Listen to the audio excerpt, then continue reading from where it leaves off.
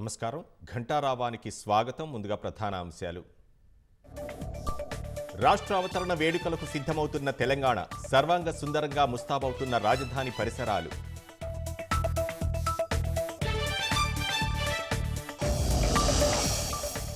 రాష్ట్ర ఆవిర్భావోత్సవాలకు మాజీ ముఖ్యమంత్రికి ఆహ్వానం. కేసీఆర్ సానుకూలంగా స్పందించారన్న హర్కర వేణుగోపాల్.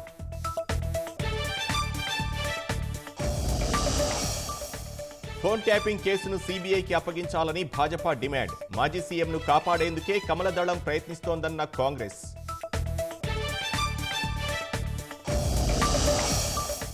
విత్తనాల దుకాణాలు, నిల్వ గోదాముల్లో అధికారుల తనిఖీలు. నకిలీవి అమ్మితే కఠిన చర్యలు తప్పవని హెచ్చరిక.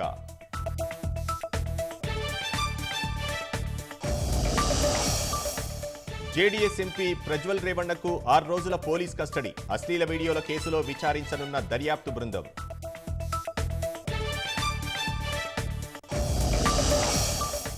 లోక్సభ ఎన్నికల చివరి విడత పోలింగ్కు సర్వం సిద్ధం. 57 స్థానాల్లో రేపు ఓటింగ్.